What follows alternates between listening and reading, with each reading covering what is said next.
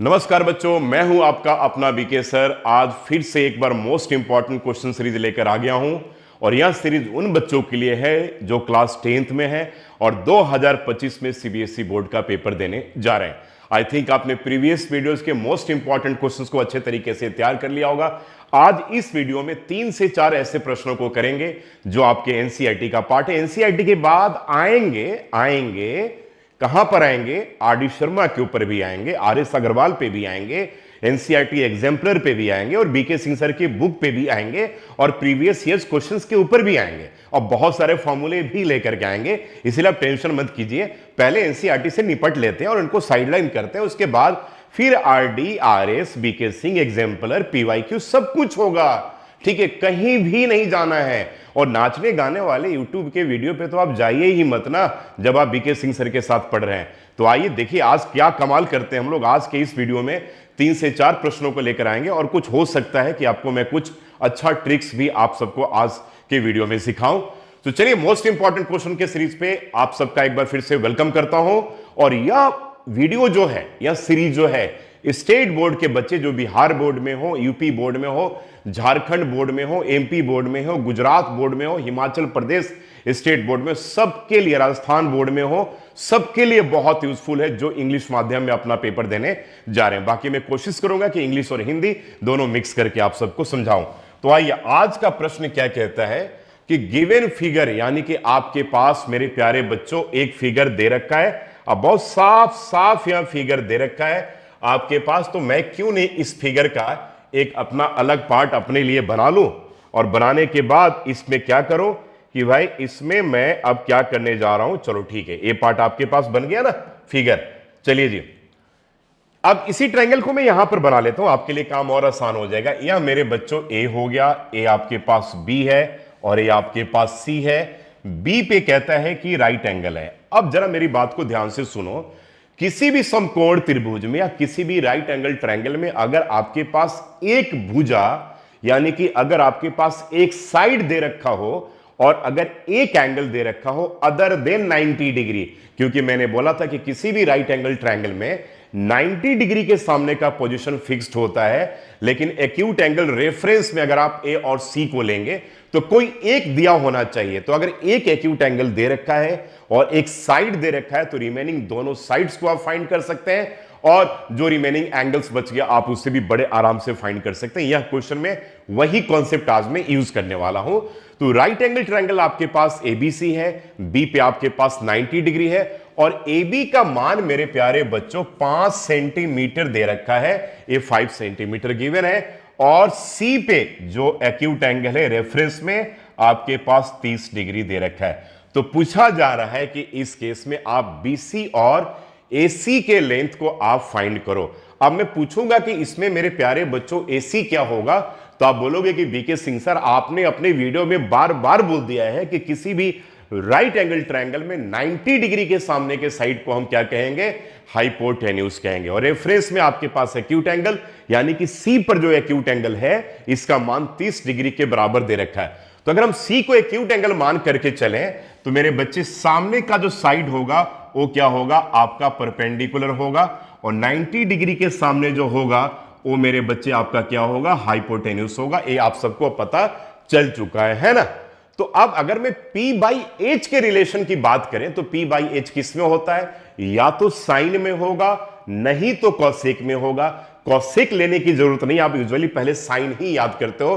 तो sign C पर क्या है? 30 डिग्री, यानी कि साइन 30 डिग्री का जो मान होगा, साइन 30 डिग्री का वैल्यू क्या होगा मेरे बच्चे? सामने यानी कि AB, और AB अपॉन क्या हो जाएगा बच्चों? आपके पास AC हो जाएगा।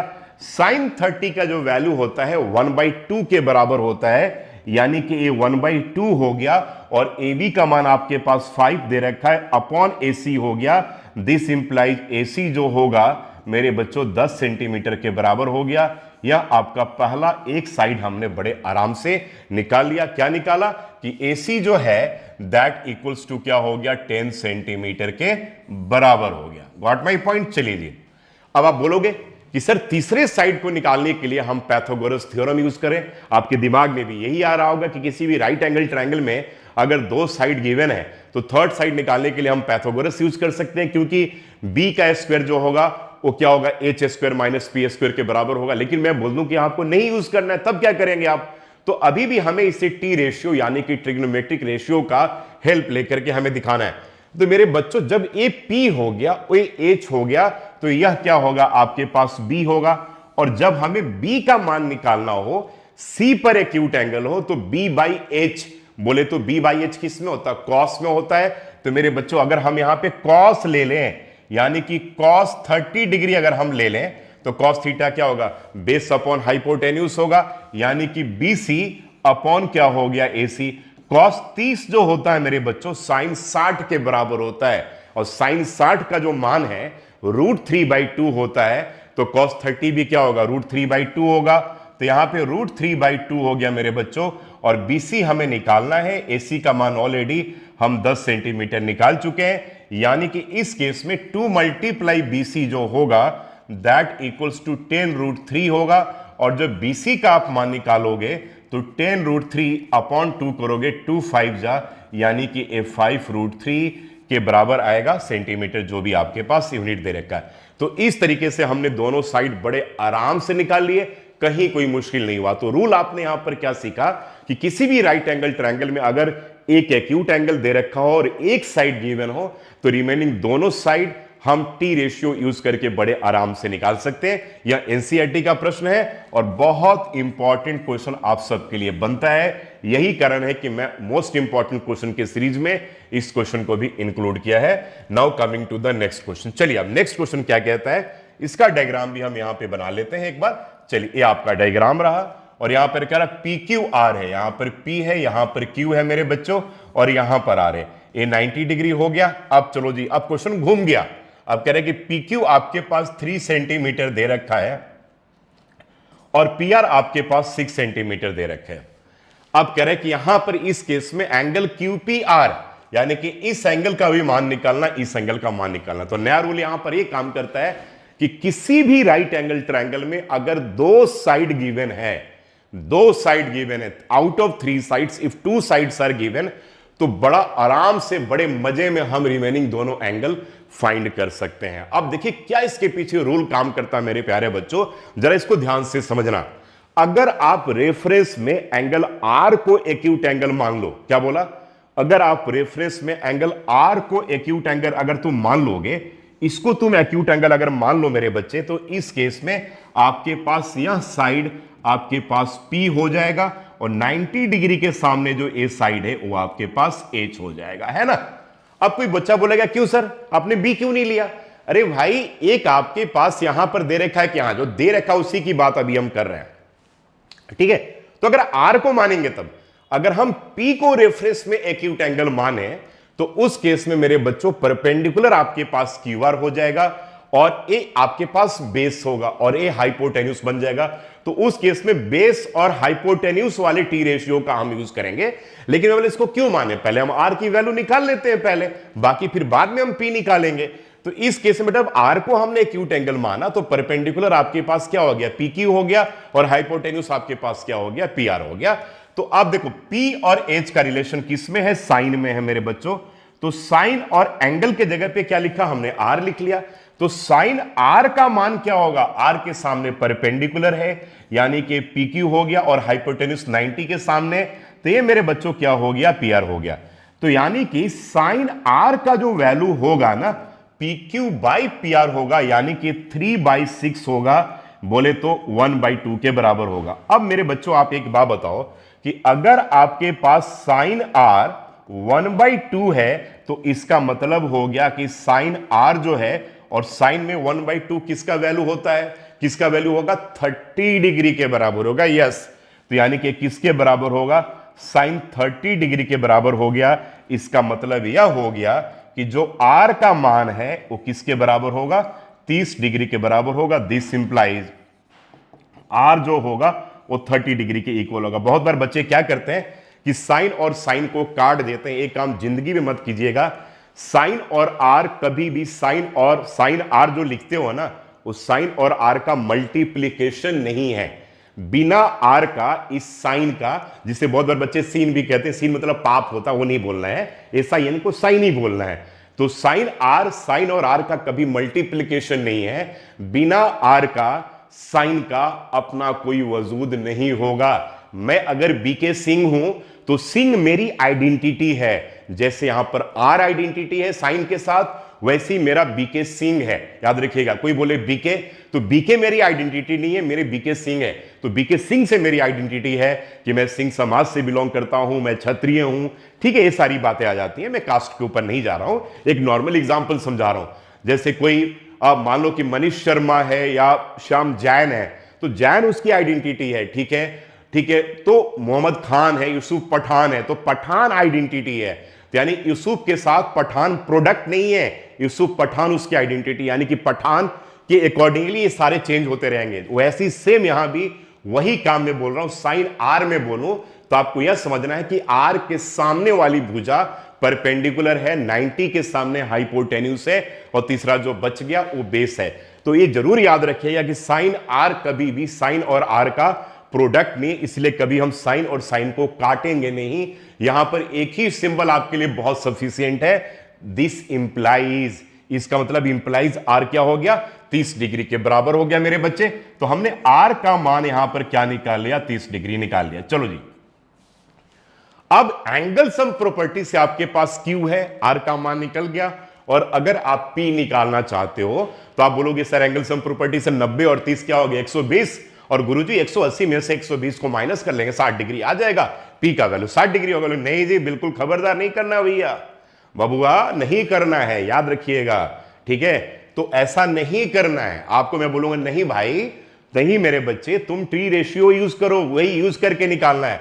तब एक बच्चा बोलेगा सर जी जब हम P को यूज करेंगे तो P के सामने ये क्या बन जाएगा, P के सामने यह जो हो जाएगा परपेंडिकुलर बन जाएगा मेरे प्यारे बच्चे। और यह जो भाई साहब थे वो क्या बन गए, अब बेस बन गया। ठीक है, और ये क्या बन गया, हाइपोटेन्यूस बन गया। जब P की बात करेंगे तो सामने परपेंडिकुलर, ये बेस और हाइपोटेन्यूस। तो अब P में अगर तुम लोगे, देखो यहां पर क्या गिवन है, बेस गिवन है और यहां पर हाइपोटेन्यूस गिवन है। तो अब हम एक काम करते, B बाई एच किस में आएगा, कॉस में आएगा, आएगा कि नहीं आएगा।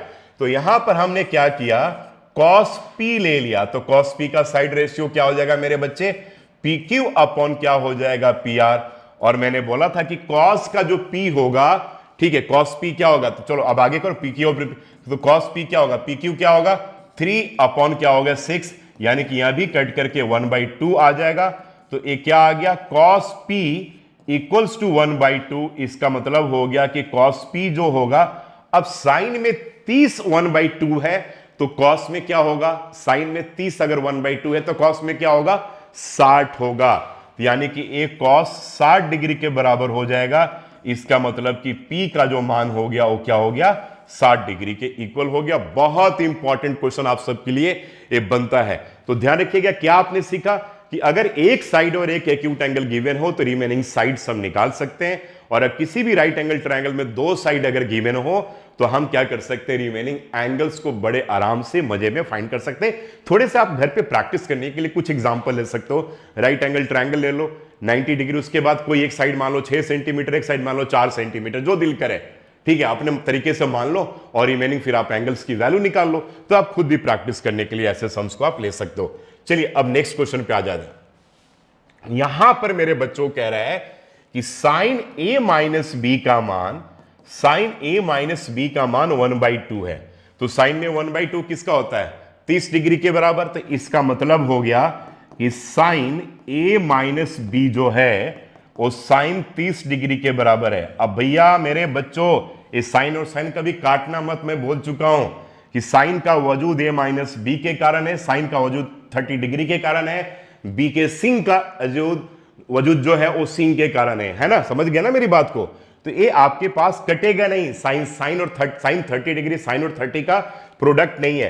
तो मतलब सिंपल सा लिख सकते हो, दिस इंप्लाइज जो इसमें एक्यूट एंगल होगा A माइनस बी वो 30 डिग्री के बराबर हो जाएगा।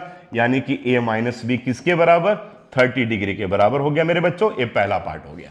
अब कह रहा है कि cos A प्लस बी 1/2 है। तो cos A प्लस बी 1/2 है मेरे बच्चे। तो साइन में जब 30 डिग्री 1/2 होता है तो कॉस में 60 डिग्री 1/2 होगा। यानी कि इसको हम लिख सकते हैं कि cos A plus B equals to क्या लिखेंगे, कॉस 60 डिग्री।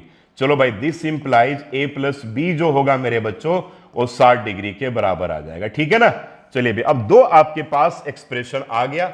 एक आ गया a माइनस बी 30 डिग्री के बराबर और a प्लस बी आपके पास 60 डिग्री के बराबर। लीनियर करा आपने, ये दोनों कट जाएगा तो 2a जो है वो 90 डिग्री के बराबर, तो a जो होगा 45 डिग्री के बराबर हो जाएगा। इसके मान को आप सेकंड में रख दोगे तो b जो होगा वो आपके पास 15 डिग्री के बराबर हो जाएगा। यानी कि a और b का वैल्यू हमने निकाल लिया। The value of a is 45 degree and the value of b is 15 degree. चलो 3 क्वेश्चन हो गए।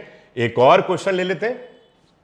यहां पर कह रहा है कि tan a प्लस बी, कह रहा है मेरे बच्चों की tan a प्लस बी जो है दैट इक्वल्स टू √3 है।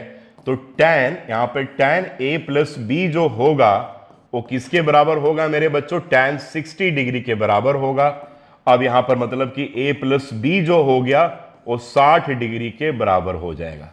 चलो सेकेंड एक्सप्रेशन में देखो क्या कह रहा है कि tan a माइनस बी 1/√3 है। तो tan a माइनस बी 1/√3 होगा।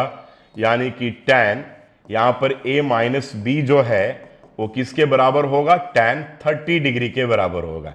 यानी कि यहां पर a माइनस बी जो हो गया वो 30 डिग्री के बराबर हो गया। दो एक्सप्रेशन आ गए।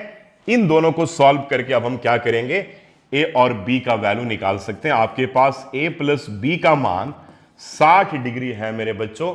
ठीक है, और a माइनस बी का जो वैल्यू है वो 30 डिग्री के बराबर है। तो b और b कट गया। 2a जो है वो 90 डिग्री के बराबर आ गया। a जो है 45 डिग्री के बराबर आ जाएगा। इसको पुट करोगे तो b जो है 15 डिग्री के बराबर आ जाएगा। यानी कि a और b का मान हमने निकाल लिया। क्या निकाला, एक 45 डिग्री और एक क्या निकल गया, 15 डिग्री निकल गया। अब इसके बाद खत्म हो गया। तो आज के मोस्ट इंपॉर्टेंट क्वेश्चन में 3 से 4 प्रश्न था और ये 3 से 4 प्रश्न आपके एनसीईआरटी की थे। 1, 2, 3 और 4। अब ये 4 प्रश्न आज आपको मैंने करा दिया। धीरे धीरे सबसे पहले मैं एनसीईआरटी कंप्लीट करने वाला हूं और जैसे एनसीईआरटी कंप्लीट हो जाएगा उसके बाद RD, RS, BK Singh, exemplar इन सब के ऊपर आएंगे और जितने भी इंपॉर्टेंट क्वेश्चंस बनते हैं एक एक क्वेश्चन इंपॉर्टेंट क्वेश्चंस करवाएंगे। 500 यानी कि 500 क्वेश्चन कर लेने के बाद एकदम से आपका कॉन्फिडेंस और कमांड ऐसे टॉप पर आ जाएगा और 25 के पेपर में आप हाहाकार यानी कि मचा दोगे और 95% बड़े आराम से आप लेकर आओगे। थैंक यू सो मच मेरे प्यारे बच्चों। God bless you all. खूब मेहनत करके पढ़ाई कीजिए, हार्डवर्क कीजिए। देखिए, जीतने के लिए कोई शॉर्टकट रास्ता लाइफ में नहीं कभी अपनाइएगा। ठीक है, जो हार्डवर्क करेगा, जो डेली मेहनत करता है, जो डेली हार्डवर्क करता है, जिसके पास डेली जो कंसिस्टेंट वे में जो प्रैक्टिस करता है और जो पैशनेट है, वो चाहे पढ़ने में एक साधारण बच्चा क्यों नहीं हो, आगे जाकर के जीत उसी की होती है। आगे जाकर के दुनिया पे विजय वही करता है, सिकंदर वही बनता है। ठीक है, जीत उसी की होती है। शॉर्टकट रास्ता आप सोचते हो कि पेपर के 10 दिन पहले पढ़ करके हम बड़े अच्छे मार्क्स लेकर आ जाएंगे, ऐसा अब नहीं पॉसिबल है। आज के ट्रेंड में नहीं पॉसिबल है क्योंकि बहुत कुछ अब पढ़ाई में पैटर्न चेंज होने वाला, केस स्टडी, कॉम्पिटेंसी, अब आपको मेहनत करना पड़ेगा। शॉर्टकट का कोई दूसरा रास्ता नहीं होता है। तो आप मेरे साथ यानी कि अपने बीके सर के साथ बने रहिए, मेहनत करके नया रजिस्टर बनाइए और नया रजिस्टर बनाकर एक ही क्वेश्चन को प्रॉपर तरीके से नोट कीजिए। नोट कर करके आप उसे सॉल्व कीजिए। आप देखिएगा 1 महीने के बाद आपके अंदर कॉन्फिडेंस आ जाएगा और आप स्कूल के पेपर में, प्री बोर्ड के पेपर में बड़े अच्छे मार्क्स लाने लगेंगे। तो जब कॉन्फिडेंस अगर आपके अंदर रहेगा ना, जब आपके अंदर आत्मविश्वास बहुत स्ट्रांग रहेगा ना, तो आप आने वाला किसी भी एग्जाम में, चाहे एनटीएससी का पेपर हो, सीबीएसई बोर्ड का पेपर हो या उसके आगे भी आईआईटी का पेपर हो, जो भी पेपर हो, आप वहां पर क्रैक करके दिखाओगे। Thank you so much and god bless you all. Bye, take care.